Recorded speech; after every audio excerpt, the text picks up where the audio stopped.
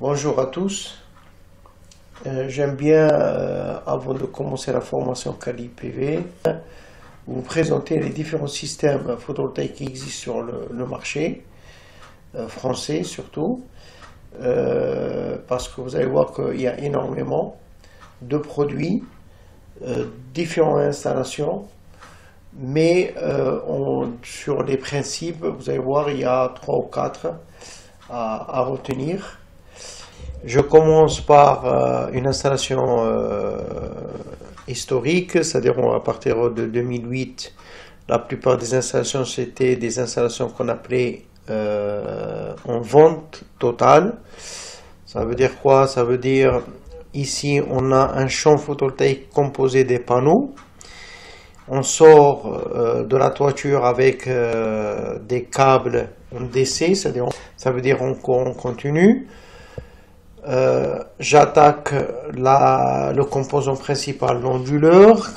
C'était un appareil électronique qui va convertir le courant et la tension continue générée par les panneaux photovoltaïques en courant et tension alternative.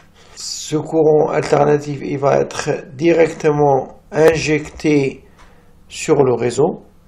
Ça veut dire je vends la totalité de ma production, je vais la convertir et je vais l'injecter au réseau.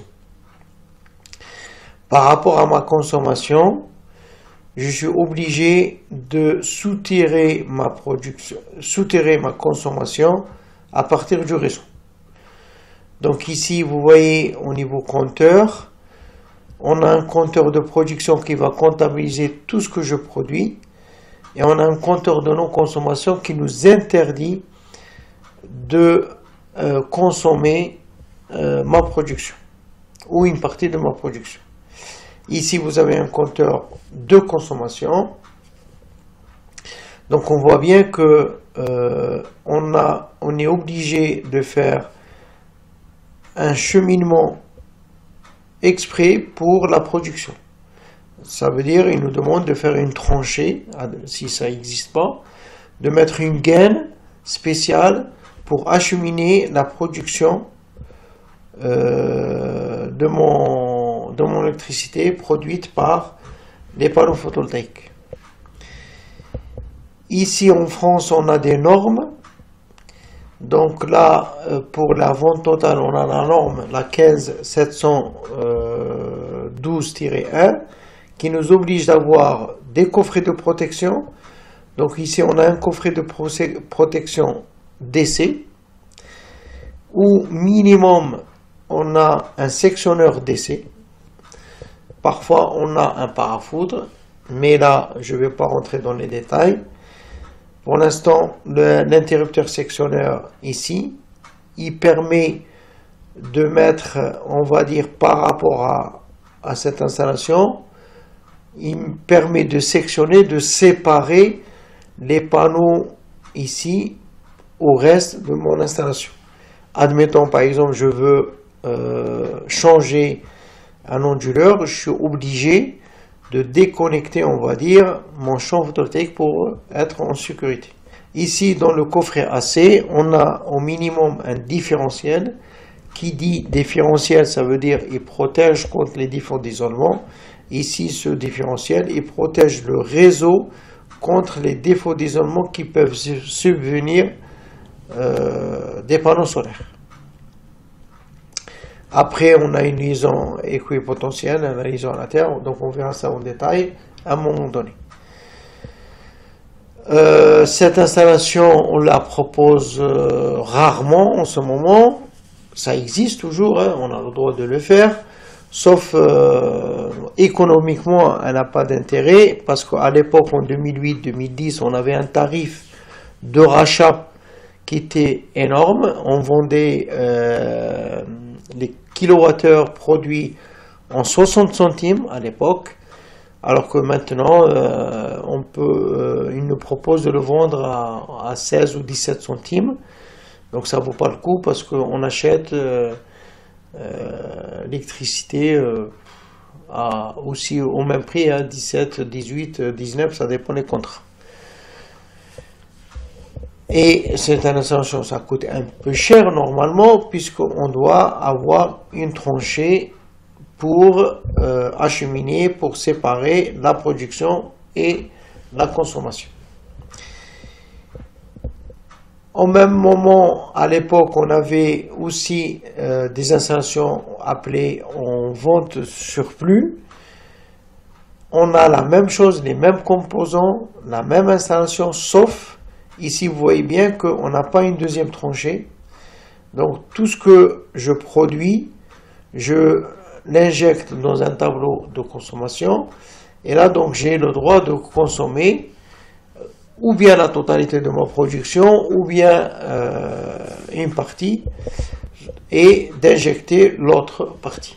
Donc ici, si je reviens sur l'installation en surplus, en vente totale, si je reviens sur l'installation en vente totale, ici, on voit bien que tout ce que je produis, je dois l'injecter.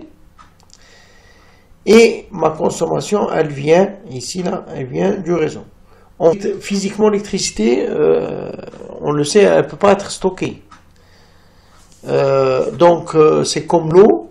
Là où, quand il trouve un chemin, il va partir. Donc, c'est pareil ici. En fait, ma production, elle va sortir du réseau, elle va être comptabilisée, mais je serai le premier à l'utiliser. Mon voisin à côté, etc., etc.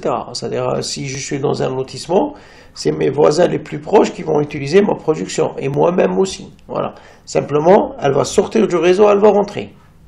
Alors que ici, c'est que ici, non.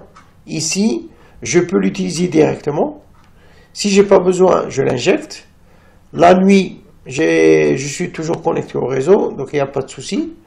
Là, c'est pareil. La nuit ou le jour, je n'ai pas besoin de ma production parce que je suis relié au réseau.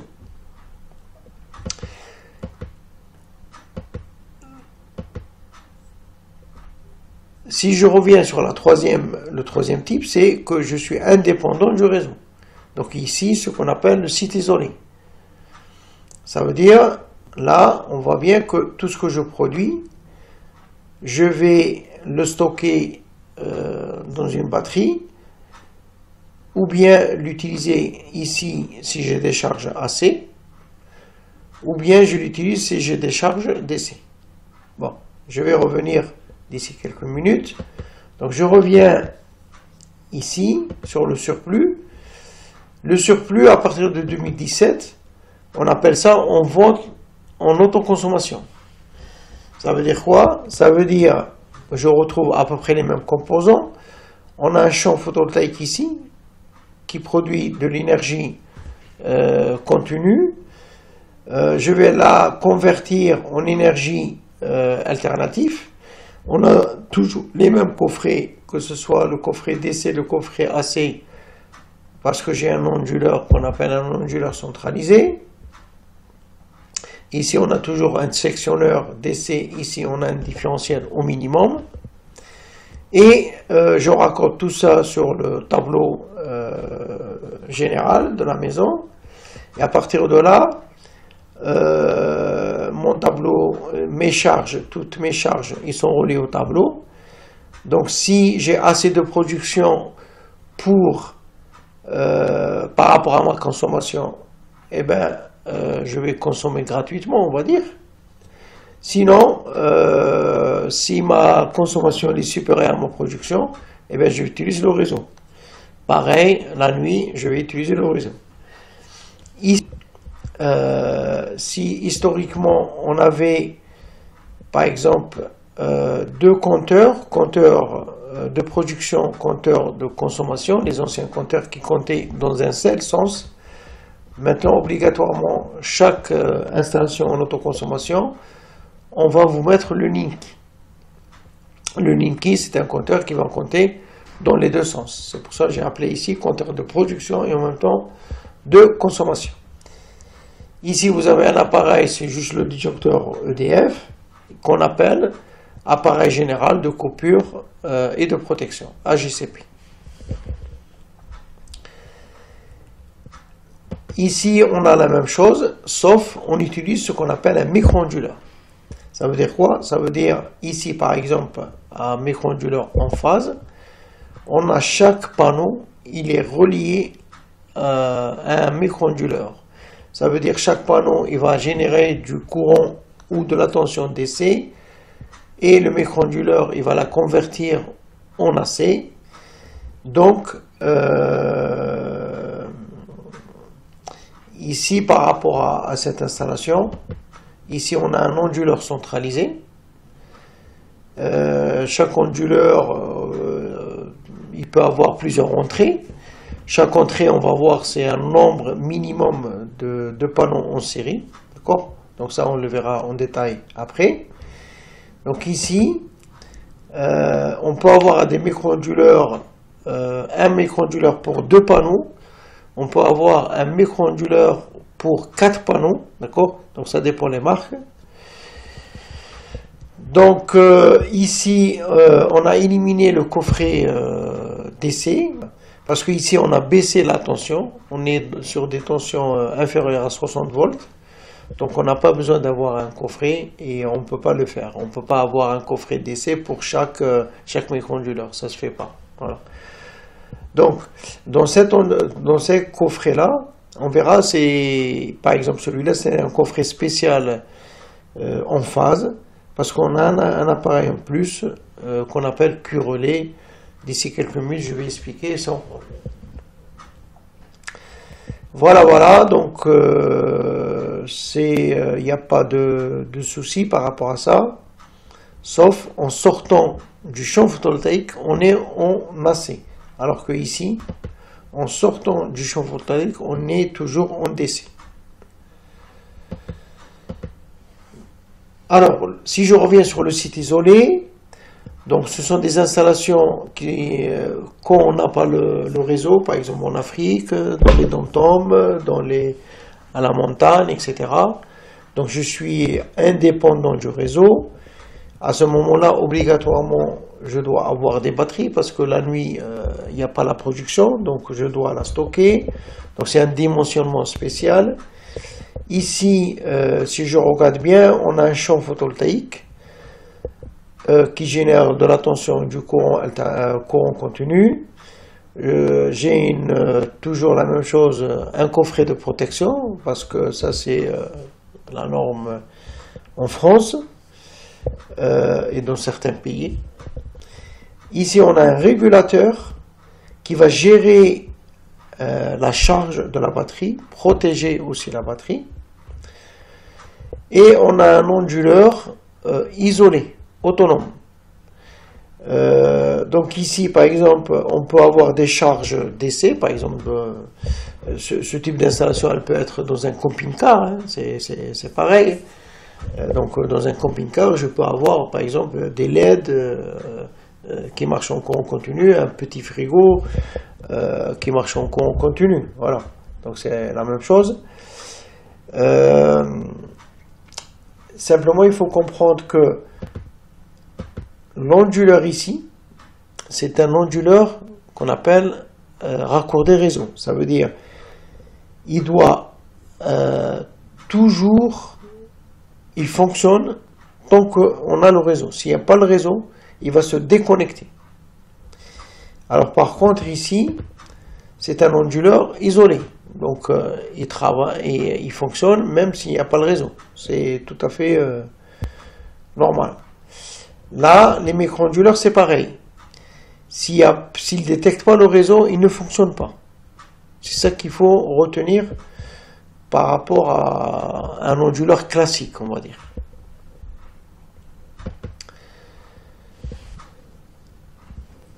On peut trouver maintenant des systèmes où on n'a pas un régulateur séparé par rapport à l'onduleur. On a dans un seul appareil un onduleur en même temps régulateur. Voilà.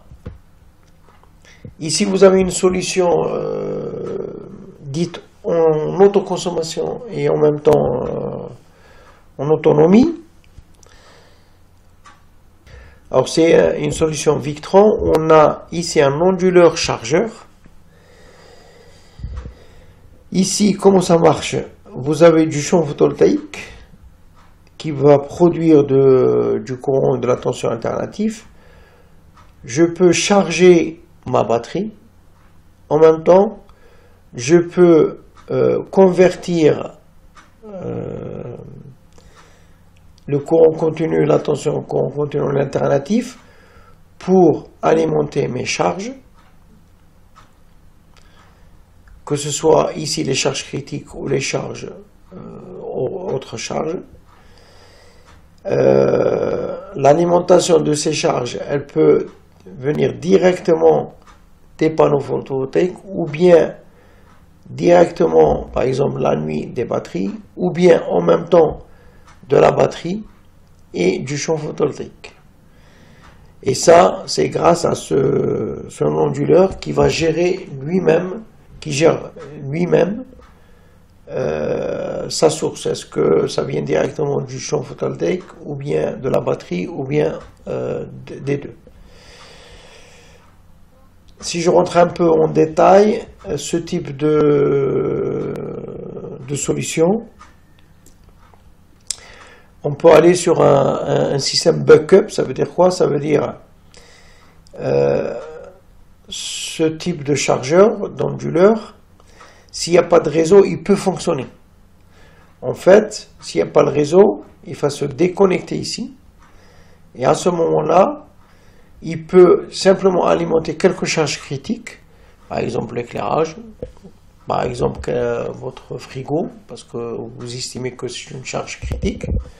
Et à ce moment-là, il va, indépendamment du réseau, il va pouvoir alimenter vos charges à partir du champ photovoltaïque directement, ou bien du stockage pendant la nuit, ou bien des deux. Je ne vais pas alourdir mon explication parce que c'est un peu spécifique. Maintenant, si je rentre en détail un petit peu sur les onduleurs en phase. Donc vous avez un onduleur pour chaque panneau. Donc ici, on voit bien que directement derrière les panneaux, je vais connecter mon micro-onduleur. Je sors ici par un câble en courant alternatif et je peux raccorder ici plusieurs onduleurs en série. Donc je mets en fait les onduleurs en série.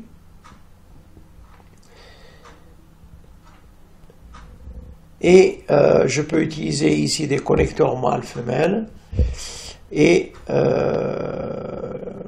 je les branche sur un coffret spécial, coffret AC, où on a un appareil qu'on appelle un Q-relais. C'est un appareil qui sert à découpler en cas où il y a une coupure de réseau, de prévenir, on va dire, l'onduleur, micro-onduleur, et que le micro-onduleur il arrête de produire. Voilà ce qu'il faut retenir pour l'instant. Mais on reviendra pendant la formation en détail. On va expliquer en détail tout ça. Ici c'est pareil. C'est une solution en phase. Vous avez deux coffrets. Parce que ici par exemple on peut avoir deux orientations différentes. Donc on a un champ ici par exemple à l'est, un champ à l'ouest. Voilà, on a choisi d'avoir deux coffrets mais avoir une seule communication. Ici c'est pareil, mais il s'agit d'une installation triphasée, donc micro-onduleur. On a un coffret spécial triphasé, un Q-relais spécial pour le triphasé, voilà, et on injecte en triphasé. Je ne dirai pas plus. Maintenant, c'est les systèmes en autoconsommation avec batterie. Ça veut dire, l'objectif c'est d'être autonome un petit peu, surtout la nuit. Donc ici vous avez une batterie spéciale en phase. En fait, à l'intérieur vous avez un convertisseur qui convertit du courant continu, du courant alternatif au courant continu. Parce que les batteries, ils travaillent en courant continu. Mais pour nous, c'est un bloc. Voilà. Donc ici vous avez chaque panneau avec un micro-onduleur. Voilà. Je les rassemble en série. J'attaque le cul relais pour avoir le système de découplage. Ici, on a un autre disjoncteur qui protège ma batterie. Voilà. Donc, si j'ai assez de production par rapport à ma consommation, donc je vais en même temps consommer et en même temps charger ma batterie. La nuit, je peux utiliser l'énergie qui vient de ma batterie. Et pendant la nuit et pendant le jour, voilà, je jongle ma consommation. Si j'ai plus de consommation par rapport à ma production, eh ben, je vais utiliser les deux sources. Voilà. Bon, on verra ça encore en détail quand on fera la formation. Ici, on a un système pareil que les autres, sauf ça, c'est un système avec un onduleur hybride où je peux connecter, par exemple, un groupe électrogène. Voilà. Un groupe électrogène parce que le réseau il est instable ou bien parce que on a l'absence de réseau temporairement, donc je peux utiliser le groupe électrogène. Voilà. Donc c'est pas tout. Il faut savoir que c'est pas tous les appareils acceptent d'avoir un groupe électrogène, etc. Donc il y a énormément de composants photovoltaïques. Donc ça, c'est ce qu'on appelle un onduleur hybride. Donc on retrouve la même chose. Donc on a les panneaux photovoltaïques qui sont connectés à un onduleur.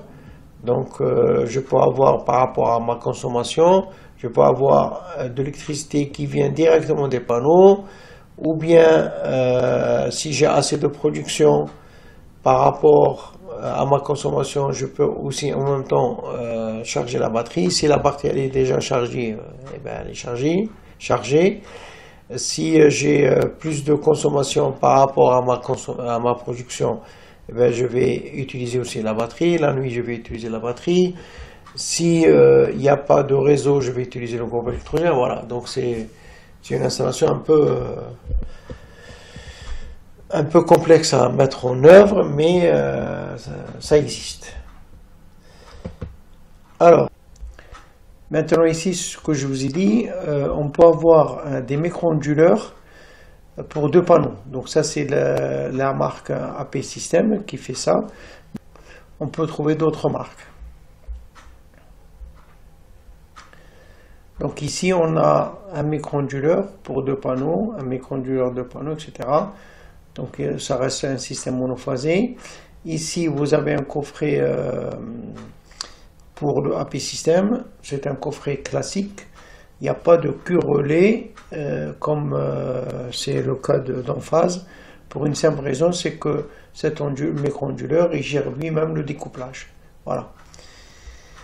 Ici, vous avez un autre exemple, micro-onduleur Vivor. C'est un micro-onduleur pour 4 panneaux. On peut avoir aussi AP System pour 4 panneaux. Voilà, ça c'est un autre. Et ici, vous avez un autre type d'installation, c'est ce qu'on appelle les optimiseurs. Donc il y a SolarEdge qui propose ça, il y a d'autres aussi. Donc ici, on a chaque module relié à un optimiseur. Les optimiseurs, ce ne sont pas des micro-onduleurs, ce sont des convertisseurs, on va dire, continu. Mais ils ont un module, un tracker MPPT qui permet d'extraire la puissance maximale. Donc avec les optimiseurs, on est obligé d'avoir un onduleur centralisé. Les optimiseurs SolarEdge, on peut avoir un optimiseur, un panneau, ou bien un optimiseur pour 2 panneaux. Il me semble que ça n'existe pas un optimiseur pour 4 panneaux. Je ne sais pas, je ne me rappelle plus. Donc j'ai fini la présentation des installations. Là, rapidement, je vous dis que des onduleurs centralisés, on a plusieurs. Ici, c'est l'onduleur SMA. Ce sont des bons onduleurs. Vous avez Fronius. Vous avez des onduleurs hybrides, comme par exemple Emeo, ce qu'on a au lycée. Pour les onduleurs, vous avez les onduleurs en phase. Ça, c'est les 256, M256. En fait, les onduleurs, il faut savoir que les onduleurs, ils sont adaptés à un type de panneau. On ne peut pas, par exemple, prendre cet onduleur-là, M206, et le relier à n'importe quel panneau. Non. Il y a une gamme de puissance à respecter. Ça, c'est les micro-onduleurs EQ7. Et on est en train d'attendre le EQ8. Alors, pour les autres, vous avez ici AP System, ce que je vous ai montré. Ici, c'est AP System. Généralement, des fois, ici, c'est pour le triphasé. Ça existe aussi des AP System pour 4 panneaux. Donc, il faut vraiment voir la notice. Ça, c'est Overtech. Ça, c'est une autre marque. Ici, les optimiseurs, vous avez les optimiseurs SolarEdge, vous avez les optimiseurs Hawaii. Pour les coffrets, vous avez des coffrets classiques ici. On a un sectionneur DC plus un parafoudre. Vous avez ici un sectionneur DC tout seul, parce qu'on n'a pas besoin de parafoudre. On verra que le parafoudre, il n'est pas obligatoire. Ça dépend de la région. Ici, vous avez un coffret AC classique, où vous avez un disjoncteur différentiel, plus des disjoncteurs et un parafoudre. Ici, vous avez un coffret AC pour des micro-onduleurs en phase ici, parce qu'on reconnaît ici le Q relais, le système de découplage. Voilà, j'ai fini et je vous remercie.